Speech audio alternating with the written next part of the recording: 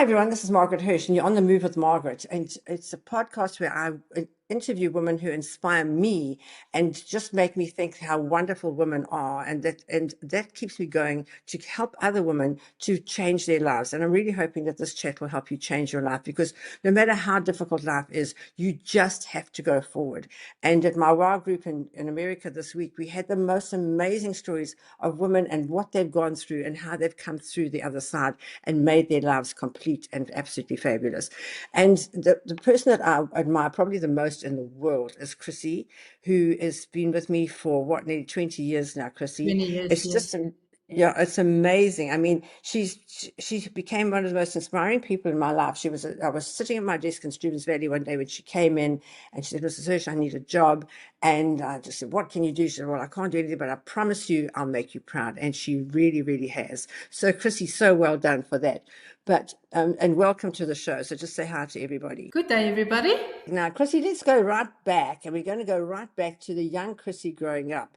Yours wasn't a normal childhood at all. And tell the people about what you had to go through as a child, which strengthened you, gave you that inner strength that you have today. I was a family of 6. I was the baby in the house. My dad, they were very of the old people, so they used to get us married very early. So I was married when I was 15. I had my first child when I was 16. My second when I was 18, and so did I've got 4 children. Then the third was when I was 26, and then 36 was Timothy, the last born. I was married with my husband at that time. He's very abusive. He used to beat me. He wanted to burn me, choked me out a lot of times, and then he wakes me up with warm water. So I went through a lot until one day I decided, no, this is not a life for me. And I literally ran away with my kids. I left everything. I just took like 3 pairs of clothes, and I literally went in hiding. I went in hiding for a few months, and then I went through the court process of getting an interdict to him. I got him arrested and everything. And then I started looking for a job, and I went to Hirsch's. Somebody told me there's an opening space, and I went to Fourways to meet Mrs. Hirsch, and I said to her, please, can you help me? I need a job. She asked me, what can I do? I said, she said, can you work on computers? I said, no, I can't. I said, but I'm willing, I can learn, and I will do my best. And then she gave me a job. Within a few minutes, I got the job. I started in Stevens Valley as a cashier there, and I started working there. And it was, in the beginning, it was a little bit difficult because it's something new, but I keep persistent and I keep on doing it. The place where I stayed, I didn't have a vehicle at that time, so I walked like for 2 hours to get to Stevens Valley, from Roodepoort to Stevens Valley to get to work. I was never late.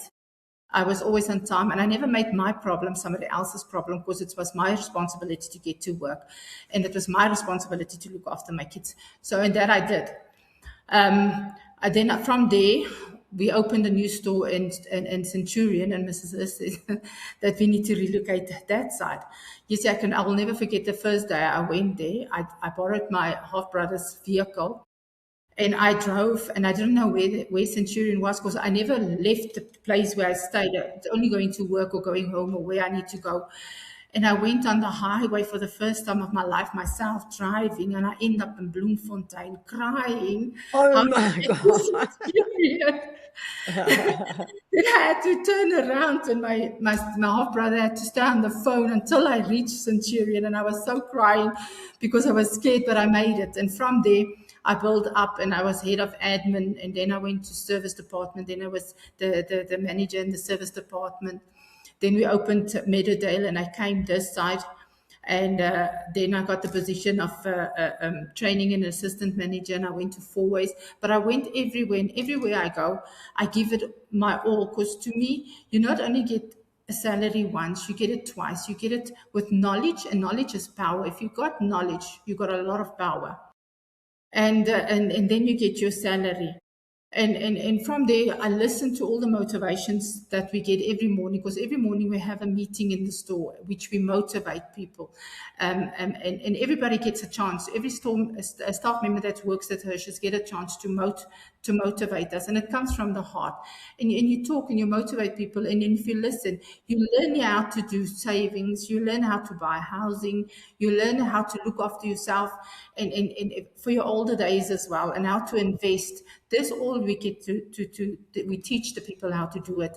And yeah, now recently for the last 3 years, I went through a very hard time. I was sick, and I never used to get sick. I'm a healthy person. Then I went from one operation to the others, and now lately, the last month, I went again, and then all of a sudden, I got an infection, and I got a blood clot in my throat. And the doctors really thought that I'm not going to make it. They called my kids and they said, listen, you have to come, you have to make decisions and things. And my youngest daughter, she's now 28, she made the right decision, which I was really grateful to her, Charlotte. And they took me back to the operation. And I came out and they said, oh, I'm going to take long to get healed and I'm going to take months to get this. I said, well, doctor, you don't know me. That my voice was gone, everything was gone. Last week, Monday, I was still very big, swollen up. But I went back and I said, listen, I can't do this. And then I stopped all the medicine and now look at me. I can talk. The swelling is a bit down. I'm much better now. Fantastic. You are just fantastic. But let's go back to your abusive marriage. And, it took a lot of courage to take your three little girls and run and hide for starters, because you had to, because you knew if you went home, you'd be beaten. And then to sort of rehabilitate and, you had to get them to school. You had so much that you had to do. So to women who are going through abuse at the moment and think, well, I can't leave, I just have to stay here. You just have to make the decision. Tell us about the feeling that you had when you had to make that decision to leave him. And I'm just going to fast forward a little bit. He remarried and he murdered his second wife. So, Yes. you were so lucky to get out while you could. So tell us about that. So that women sitting at home who are going through it thinking, I can't leave, I'm going to stick it out here. Girls, you really can't. You actually have to go because you could be the next one who ends up in a box. So just tell us about those feelings and how you battled and struggled to get your daughters to school and get their life in order. And then you just got it right. Then you had to move to Centurion, but you didn't complain and moan and say, oh, I can't do this. You just uprooted them all. Well, my advice is to women, I know you feel that you love this person and he's going to change and he's going to say, oh, he's sorry. And then a month later, then he does it again. And then he beats you up again. And then a few hours later, he's going to say he's sorry. He's never sorry. He's going to keep on doing it. And he's going to keep on beating you up. And I know it's difficult. You want to stay because, you want your child to have a mother and a father. Believe me, I wanted that too. But you do more harm on your kids by staying. And my kids are big now. And yes, I got out when they were still young. I think Christina was 9. And Janetta was a little bit older than that. But the point is that 9 years or that 12 years they were staying there, they saw a lot. And in their head, they think it's right because mentally it affected them. And yes, it was difficult. And I had to sit there after, because the day that I left, that previous night, he beated me up. And my 9-year-old Christina had to come to me and says, Mommy, why are you staying with Daddy? And that opened my eyes for a child to ask that question. That opened my eyes. And I said, no, I can't do this anymore. And I know it's difficult. You're scared because where do you go? Who's going to help you? You don't have a job. You don't have this, because they're very clever. They make you depending on them. So get a job and find there is people that wants to help you. There's a lot of people and there's a lot of communities and things that people do help. Go to the police station. I slept at the police station with my kids for many, many nights. They had an office there for me in Newlands already because they know if I stop there. And men that beat up women is scared of other men or they're scared of higher authorities. They only beat you because they are weak. They are weak and they can't find something else. So they like to break you down. They tell you you're useless. You can't do nothing. You can only depend on them, which is all a lie. You yourself have to believe in yourself, and you make sure that your children believe in themselves and in you. Go out there and face the world head on, because that's the only way you're going to survive. And don't feel sorry for yourself. Don't feel sorry for yourself, because that's not going to bring you anything. You have to think of the day tomorrow and the hour of the next hour, what you're going to do, because you've got kids that depends on you, that looks up on you. You have to be the strong one. You can cry at night when they sleep, scream in your pillow when they're not with you. But the next day you face them head off and you say, this day is going to be a better day. This day I'm going to show them. And get that courage inside of you, because inside of me, I know today he still struggles. He's got nothing. And I still got my children. I got a house, I got a car, I got everything I worked for, nobody else. And it's Yeah, because I believe in and find something to work for. I work for my kids. I wanted them to be proud of me and not look back and says, "Oh, my mommy couldn't do anything. She couldn't even stand up to my dad." No, they can't say that because I did stand up to him. So, ladies, please do not stay in a relationship, an abusive relationship, because he's never going to change. He changed for 1, 2, 3 months, but he's going to do it again. And there's going to be that day that you're not going to wake up, and what's going to happen with your kids then? Please think of that. absolutely. Absolutely. So you stayed at the police station until you found somewhere to go and stay, and then at least when you got a job, you got a salary, and you could do that. But to me, what I think about with you the most is we never knew that you were walking to work for 2 hours and 2 hours home. So you'd leave home at 5:30 in the morning to get to work for 7:30, and then leave again at 5:30 at night and get home at 7:30 at night. And you did that for years until you had enough money to come straight. How did you feel when you were walking there? You said, "Oh my God, I've got to get to work." And you walked in Joburg in the rain and the cold and everything. I remember seeing you come walking in, and I never ever knew at that stage that you'd been walking for 2 hours. But I think maybe that's what kept you so fit and healthy. Well, I was walking, and in the beginning it was difficult. It was hard because you get blisters under your feet and things. But the whole thing that keep on going is, Chrissy, you're doing it for your kids. You're doing it for your kids. You have to get, because I don't want people to look at me and says, "Oh, feel sorry for me." I don't like people feeling so. I want to be the one that's responsible. So yes, it was difficult in the beginning, but afterwards you get used to the walking. It's like you start running in the beginning. You get used to it afterwards. So it just came Yeah. in. And then when I saved enough money, I bought my first Golf, and then I got a car, and then I came with a car to work. Yes. Oh, it's just amazing that you did, and you went through that struggle. And I don't think anybody knew what you went through at that stage, but you just knew you had to keep working through it and keep looking after your children and make sure that they got through school. And Yeah. just when everything was coming right, then you fell pregnant with Timothy, which was a bit of a surprise. And I can never forget when Timothy was born, you said, "Mrs. Hirsch, I can't sit at home for 4 months. I've got to come back." And you came back and you sat taking cash with the blanket over your shoulder with Timothy on your boob, and he is a real Hirsch child, but he was born and brought up at Hirsch's. And just tell us going through that whole thing, being pregnant on your own, having Timothy, sure, that must have been a real thing, but you just kept going. You were at work every day and you just kept going. Yeah, at that time, we were working in Centurion. The 12th of January, the day before my birthday, I found out that I was pregnant with Timothy. It was a big shock for me. I phoned the dad, and the dad says, "No, he doesn't have time for this. I must tell the baby if I'm going to keep it, he doesn't want to be part of it." Then I'm like, "Okay, I'm going to keep the baby. It's my responsibility. I'm going to take care of the baby." I had a lot of complications nearly that Timothy didn't want to get out. I carried him literally for 10 months. He didn't want to come out. He was very comfortable. I went to different doctors. They said, "No, plasma, everything is fine. Baby is fine." The day he was born, it was on a Sunday that morning. My daughter still phoned Mrs. Hurst to tell her, "St. Timothy is born. He's 4.185 kilos." And when I got discharged that day, straight from the hospital, I went to work. I got to work. Mr. Hirsch was there. I think Mrs. Hirsch was in Strubens Valley at that time. And then I went to show the baby. And then I said, "I can't stay at home. I need to come to work." They allow me to have the baby for 4 months at work. I did a whole room at the back for baby. But yes, I was still doing my work. I didn't sit down and says, "No, I can't. I have to take care of the baby."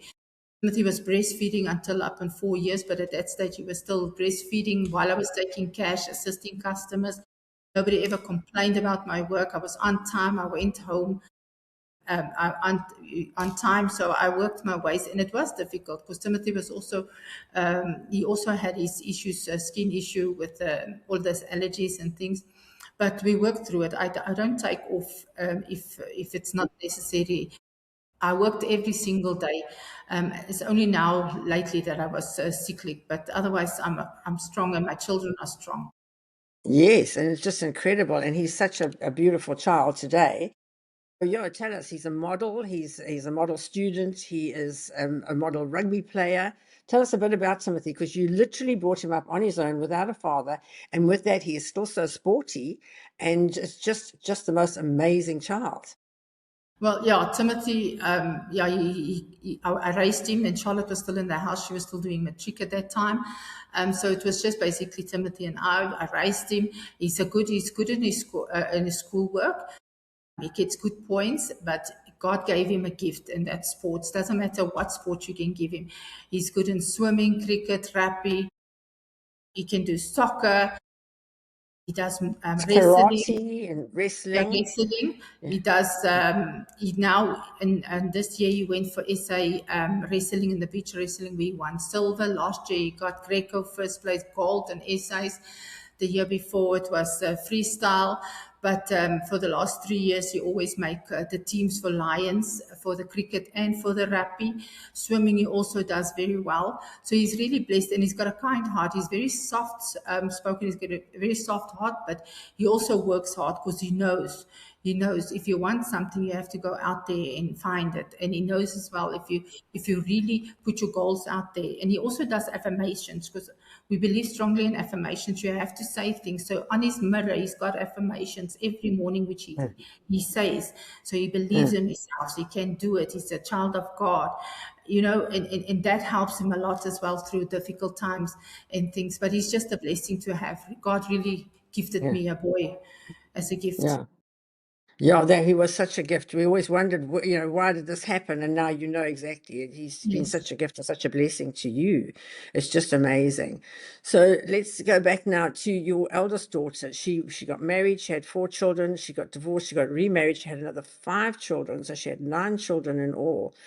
And then she was also in an abusive relationship. And but unfortunately for her, she didn't make it out of that abusive relationship. Just tell us a bit about that story and how you worked with her and you took her back and she went back to the husband and oh my gosh. Yeah, well, yeah, it's actually a very sad story. My daughter is now gone for, on the 1st of March is 1 year. She got killed. The case is still ongoing in the High Court in Pretoria. They did arrest the husband for that. So yes, she was divorced and she got remarried to this man. I didn't meet him at that time. He just came and picked her up, and 2 weeks later we got pictures, and they married, and then they started their own lives. And then you just keep on moving away from the family, and then we hardly start seeing her. And when you go there, it's always an issue to see her, and that's how they start. They're moving you away from your family, so you don't talk always. And then they always say, no, it's signal, and you can't reach her via the phone. And then the few times did got hold of her, so they moved away, and then we got hold of her, and then we hear that he abused her. So a few times I went and fetched her, and I said, Christina, come stay here. She come stay there. Then she comes stays there, and then he waits like a month. Then he will come and fetch her when I'm at work. So then he will grab the kids and put the kids in the car, and then he force her to go back. And the last time she was not that lucky. She was not that lucky. She got she died of abdominal fractures and a blow to the head. And the state opened the case, and the case is, as I said, it's still ongoing. He was arrested. He's currently out on bail, but the case is in the High Courts so we're all just waiting now to see what's going to happen. Yeah, so to the women out there who think that they're going to sit it out, do not even try and sit it out, girls, because it could end up that you don't make it at the end of the day. It's far better to get off with your life, which is your gift that God gave you, and to make sure that you have a fantastic life. And Chrissy is proof that you can come out and turn your life around. So, Chrissy, tell us, you were working and then you decided to buy a house, which is a huge thing. I mean, for somebody who had been saving and renting all their lives. So to women who think that they can't, yes, obviously when you leave, you have to rent because you won't have anything, but you saved diligently towards getting your deposit and getting yourself a house so that you had somewhere to go to, that nobody could put you out, that you didn't have to keep moving. You needed that Yes, solid stability in your life. yes. Tell us how you managed that. At that stage, I was still putting money away to buy a car. Because firstly, I bought that small little car for me, small second-hand car for me, just to to get from A to B. And then I start putting money away. And I was looking at houses. I didn't do it overnight. It was a period of 3 years that I was looking for the right place where I'm going to buy the house. Is it going to be close to the school? Because I want to make life easier for my children and not for me. For me, I can still travel. I can still make a plan to get to, but it's easier if then I don't need to struggle of how he's going to get to school, where is he going to go, who's going to take him, and all of those things.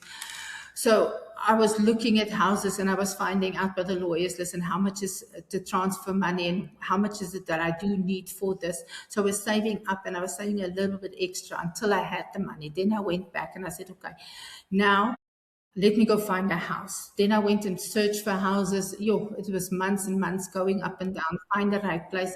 Eventually, myself and Timothy went and we found this house. And when he stepped in the yard, we didn't even go into the house. And he just says, Mommy, this feels right. I think we need to stay here. I said, Timothy, we didn't even went inside. He says, no, but something tells me we need to be here. So we went into the house. We loved the house, 3-bedroom house, 2 bathrooms. It's got a swimming pool, car park, garages. It's got a flat in the back, everything. So I said, okay, let's. I'm going to put an offer through.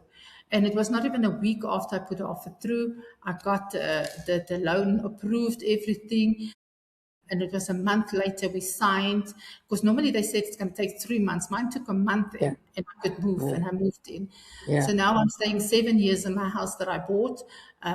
Timothy is very happy there. We're happy there. We're at peace. We know there's like the basic. The basic is there. The foundation is there. So they know there's always a house to come to. And it's not far from school. He can walk to school. He can drive to school. So it's literally not far from school. It's also not far from the club where he plays rugby and cricket. It's not far from there either. So it's all in that area. And Pick and Pay in those places is also not far from there. So, and he helps you a lot, because then you had to say to him, listen, I'm working. You've got to help with the groceries, with the cooking, with the cleaning, with all the bits and pieces. And he can do literally everything. And then tell us about his modeling career, because your other daughter became a model. And then he thought, well, why did I go along? How did that work? Well, my eldest daughter, Janetta, she does for figures. So she also got a little studio for figures. And then she asked one day if Timothy wants to come for a photo shoot. So we all went, and he went for the photo shoot. He's very photogenic. And then the pictures get posted and things. And then an agent contact him and ask, does anyone want to come and do some pictures for him? So I asked a little bit questions. I went with him, and he says, no, it's just to build a portfolio, but he's not allowed to give it. So they give him a little bit of code. And so, yes, he did all of those pictures and things. And then people start seeing all the pictures, and then they ask him for the code. And then he got a lot of requests for sporty things because pictures with for sports. So he does a lot of pictures for that. And then now bigger companies are trying to talk to him to come and see. So he's got now, they call it the gig on the 27th. He's going to Cape Town to do a big shoot out there. And the money is good. He's getting paid good. Wow, that's just absolutely incredible that has he turned 18? He has turned 18, hey? Yeah, Now. he's 18, Yeah. yes. He's 18 now, and it's just incredible that he's doing so well and doing it all literally on his own. But to the women out there who are in a similar situation to what you were in, who just, and what I try and do is get them to get over that hump, to say, this is it, enough. One day they will just say, this is enough. And the sooner they do that, the better, really, so they can move on with their lives. You decided to move out on your own, and you just how did you get that inner strength? Where did that come from to say, I'm going to do this alone? Well, I looked at my kids, and then Christina asked me that question, why do you let daddy do this? And I thought, geez, if my child is so young and she can tell me that, who am I? That is a grown-up that's supposed to be the one that's standing there and protect them. How can I allow that a man do this to me? And I said, no, this is it now. Now I'm doing it for you. I didn't know where to go. I didn't know what to do. I just took the clothes and went.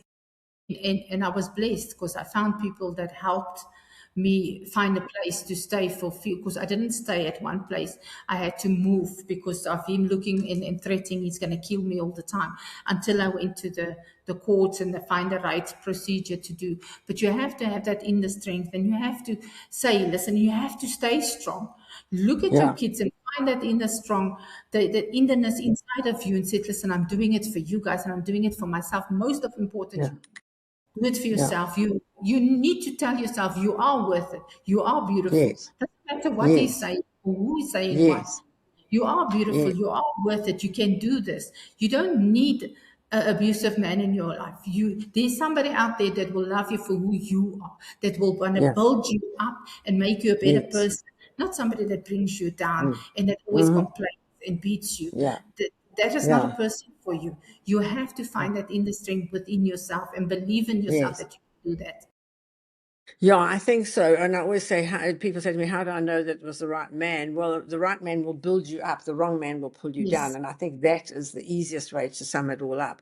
So, girls, if you're with somebody who's pulling you down, you know that you're with the wrong person, because there is somebody there who could be there for you and build you up. And it's so much better rather to be on your own like you were for a long time, because on your own, at least you can do your own things. You can make your own choices. And I think it's so important to be financially independent, because as soon as your financial independence came in, you could move forward and you could buy your own house and know that you've got stability in your life and have stability for your child as well.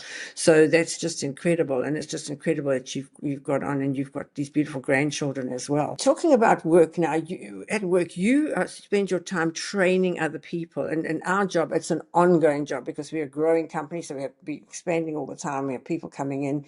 And it's just so marvelous how well you train them. How did you start? How did you get that idea? I mean, I remember when you started with me, we sort of, I don't know if I trained you or somebody else trained you, but we call it learning by rote, where somebody shows you what to do and you do it. But you're such a good trainer, and you trained somebody like Notlantla, who was the domestic worker, who's now your assistant manager.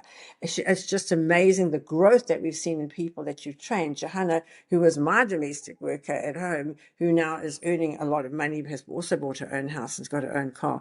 I just think it's wonderful that you have the ability to train women like this. How did you find this gift?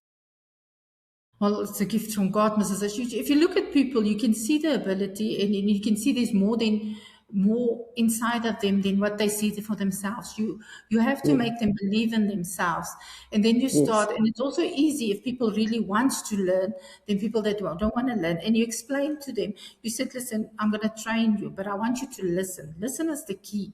Because communication is the key to all relationships. If they listen and they follow what you are saying, because you show them and they say, okay, now you're going to go do it. You can't do everything for them. They have to do Yeah. it, because the more you do it for them, the less they're Yeah. going to learn. So you Yeah, show for them sure. once, and then you say, okay, Yeah. even if you Yeah. make mistakes, you come back and you say, Yeah. listen, Christy, I made a mistake, but how can we rectify it? And then we go on again. We fail, we try to fail, we fail to try, and so we go on and on until you master it. Yeah, yeah, you really have to just master the job and just keep doing it until you get it right. A lot of people give up. Oh God, I can't do this. But you have that inner resilience in you. So a lot of times, I mean, you've been really knocked down, but you've come back up. And I personally believe that working at Hirsch's, where you see we've had so many trials and tribulations, and you've seen us get back up after the looting, after floods, after fires, after all sorts of things. I'm hoping that that is some of the stuff that's got in you, but you still had that strength inside of you that made you say, I'm going to get up, I'm going to do this, I'm going to keep going until I win. Because I always say to the girls, either you learn or you win, one of the two, and either way you can move forward. How did you keep yourself moving forward through all the ups and downs of your life? I didn't have a choice.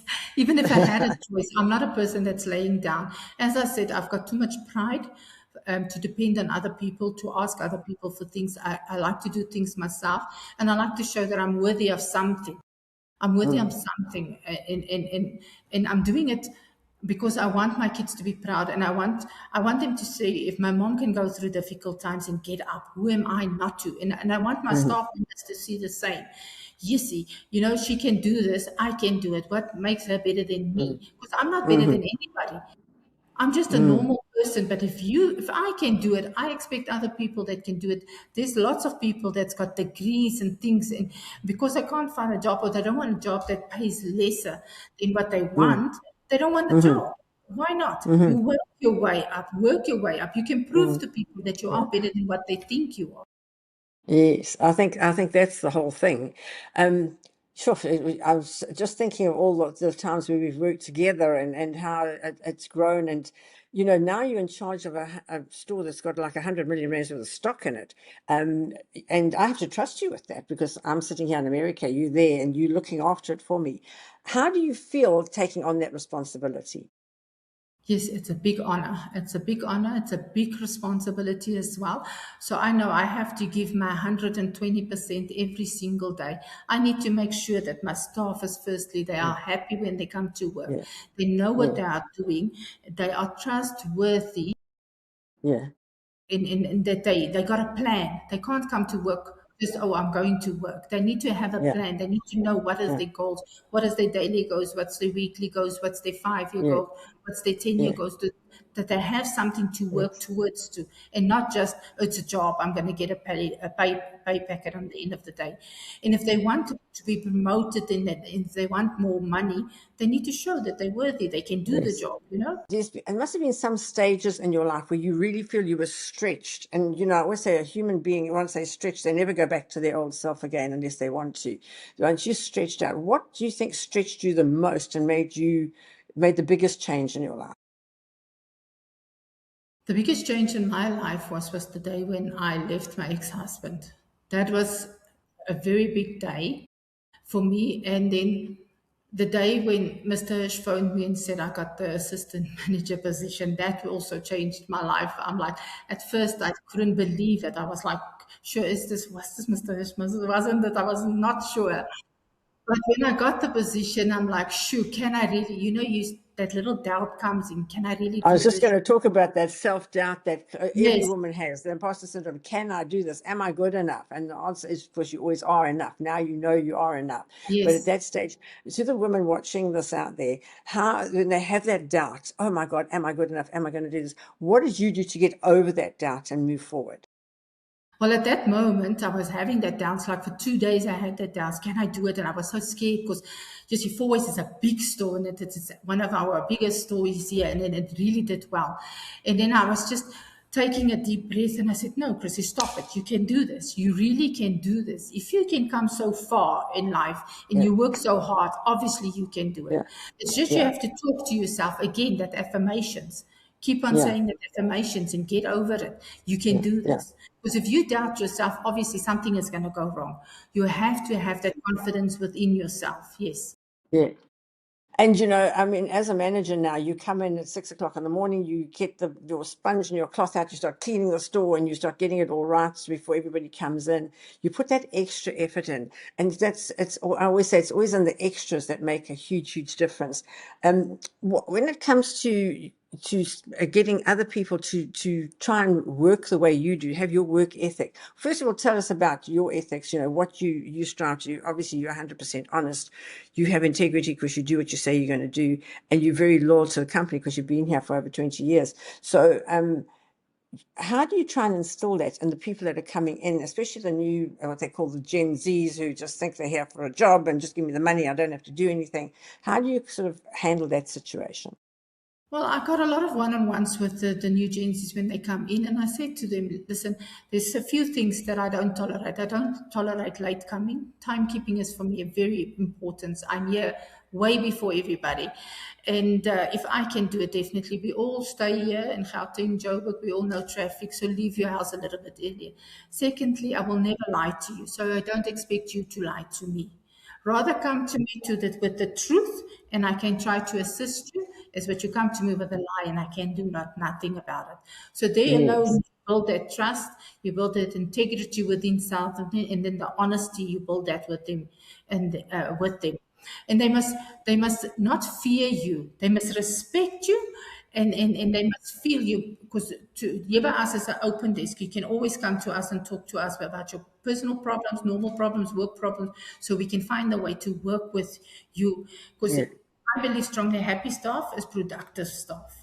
So Yeah. you have to find a way to work with them. And if they do have problems, they have to have the patients and the things to come to you and said, listen, Chrissie, I do have a problem. I'm struggling with A, B, and C. Then I said, it's fine. Come sit with me one-on-one. I will show you again.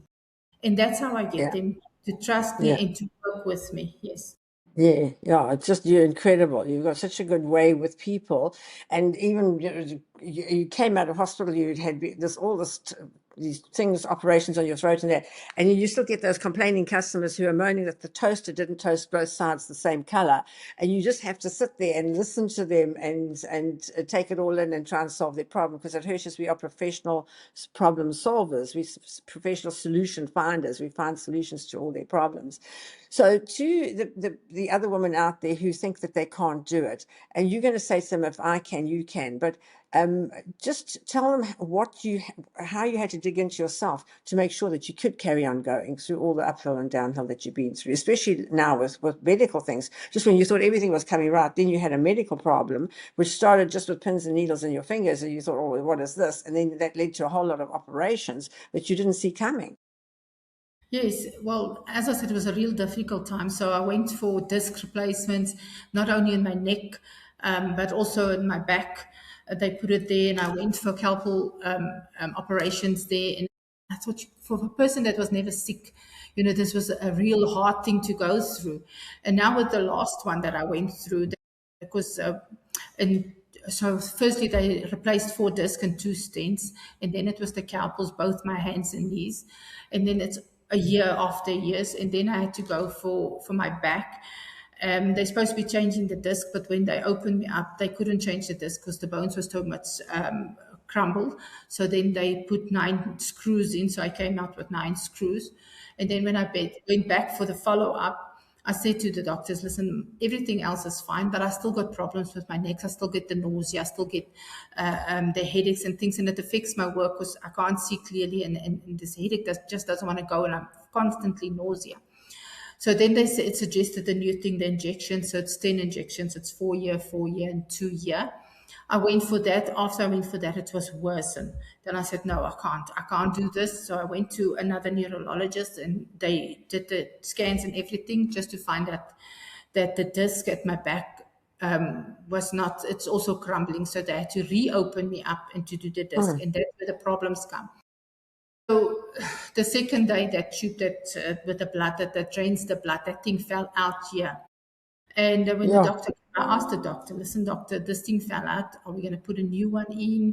What are we going to do? And he says, no. They normally take it out on the second time. But the plasters was there, but nobody took it off and cleaned it. Afterwards, they sent me home 2 days later. I couldn't swallow. I couldn't breathe. I couldn't do nothing. Not even water went down. So I was starting seeing blurry, and I phoned the doctor, and he says, no, I must come to the hospital. So because I'm not staying far from the hospital, I said, let me walk. 2 houses Oh down. my God. 2 Only you houses could walk to the down. hospital. I couldn't make it. I phoned the kids and I said, Janetta, I can't breathe. She phoned then Bianca phoned Timothy. Timothy came, took me to the hospital. They admitted me straight away. And that night I went for emergency operations. When they opened me up here, they had to take all the food and the things because it was all stuck here. My neck was swollen. It looked like I had a belly on my neck. They couldn't sedate me. They tried to sedate me 9 times that I couldn't. I was awake all the time. Each time they called my name, I opened my eyes. So I was in and out all the time. And then they took me out of the operation, and then they said to Charlotte, listen, we can't go on with your mother now because it's too much swollen and everything, and we couldn't take everything else. 4 hours later, they phoned the kids. They said, no, listen, we have to take it back. Arusha, she's not going to make it.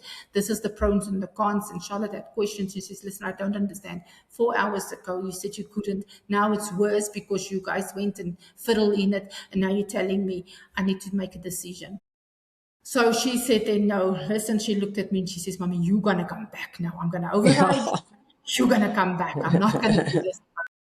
So she signed the forms. I went back for the second emergency operation. They did what they did. They incubated me. Yet again, I was supposed to be sedated, but they can't sedate me. So the whole time I was in and out, in and out. And guys, if I can tell you, it's an experience that I don't Oof, no. my worst enemy. I had tubes inside my throat. I couldn't speak in my nose. My hands and legs were they were making it fast, so I can't move because I'm a very feisty person. So I was trying to bring the pipes out. Mm. And on the fifth day, when I came to it and then I opened my eyes and the pipe was still there, I was grabbing it and I was holding it and trying to tell the nurse, oh, it's 5 days, this thing must come out now. Then she called the doctor. And the doctor said, and I keep on saying the agreement, and because you can't talk because that pipe is in your mouth, and I keep Yeah, on saying yeah. that there was an agreement 5 days. So he authorized it for it to come out. And once the pipe was out, then I could talk. And I said to the doctor, listen, yes, I was in and out. Yes, my daughter override me, actually, but the conversation was 5 days. So 5 days is today, and that's why I wanted out. He says, the rest of the pipes, I understand it still has to take. And they said, oh, Mrs. Nortman, you went through a lot. You had a blood clot and infection, and it was not our fault, and it's not your fault. It's something that happens. It's And I never their couldn't fault. understand. Yeah. And I couldn't understand. In ICU, they still think I'm going to lay there forever. And I said, no, no, no, please take some of these things up. I want to get up now or start moving. They got the physio to help me move at the beginning. And then I just start pushing myself. And then they said, if you want to go to the bathroom, I can bring a bedpan. I said, bedpan? I said, no, there's a bathroom. I can walk. Are you stable? I said, yes, I can walk. And so I pushed myself until they moved me to the high care. And when I get to high care, there was drilling and there was everything there. And because you're already through this and you're scared now of dust and all of those things. And I said to him, listen, call the doctor. I don't want to be here Yeah, because it's drilling. I just came out of a serious operation. You guys thought I'm going to die. And now you're putting me where it's yeah. dust and everything. So the doctor came and he was laughing at me. I said, no, it's no need to laugh, Um, No, it's not a laughing matter. no, So it's from not. my side, I just want to come in here. They phoned me, I think it was on the Wednesday night, and said that you're not going to make it, all your organs have failed, that Yes. you must expect the worst. And then I sent the voice note and I said to Keith, go and see Chrissie and tell her from me she's got to come back. She can't go anywhere. And then like you just decided that you're going to get better, and you got better straight away. And when I came to see you when I got back from America on this Saturday, you were up and walking. I couldn't believe it. I could not believe it. From somebody on Wednesday, they said she's not going to make it. On Saturday, you were walking. It was just Yeah, is so incredible. yeah, you still came in while I was walking out to go to do my walking because I didn't stop. I'm not going to stay there. That's one thing. If I put my mind to something, I'm not going to back Mm. down from it. Nobody's going Yeah, to tell me you can't do this or you can. Yes, you yeah, can. You can do yeah, anything that you put your mind to it. It's just to overcome it. Yes, it was difficult. And yes, I had a lot of people there and I had a lot of people praying for me as well. And I'm thankful for those people because it's my belief strongly. I believe God had His hands with me, and God He sent me back because it was not my time. And yeah. because of that, it's a blessing that I'm here. And because it's a blessing every day, I'm going to do my best to make Him proud and to make everybody else proud of me. Yeah. Well, what you've done so far is just so incredible. But how do you keep that belief in yourself? Because a lot of us, you can be in it for a while and then things start going wrong, wrong, wrong. And how did you get that belief back in yourself when you had the doubts and everything, and people were saying you're not going to make it, and you could hear them in the operation with all the things they were doing? How did you just keep saying to yourself, I am going to make this, I'm going to get out there? Well, the whole time while I was listening to the doctors and the nurses talking, and to everybody that came to me and says, "Oh, look at her and look at her," I'm just saying the whole time, Psalm 23. The only thing that I repeated to me, and I said, and I was talking a lot to God, and I know I'm very religious and I believe strongly in God. God is overseeing everything. And people are quick to ask God, why this, why that? But people must remember it's not God doing all the wrongs. It's we as Yeah. humans doing the wrongs. God is the one that's protecting us. God is the one that's waking us up in the morning that says, listen, this is a new day for you. Go do whatever you can do to fulfill this day. It's all up to Yeah, you, Mr. There's nobody else. It's only you. Again, absolutely. your mindset. Yeah, I think it's having that strong mind and just taking control of your mind. I think having faith is absolutely the best thing ever. And it's just incredible. Now, just looking ahead for yourself going ahead, how do you see yourself going forward? Definitely further, Mrs. Hirsch. I want to grow. As you know, I applied for the regional position, and I know the interviews are still coming for that. I'm praying over that, but definitely growing with the company, yes. What else are you building towards in yourself? How are you going to grow yourself from here? How do you see yourself growing? Because you've come through so much. How do you see yourself growing?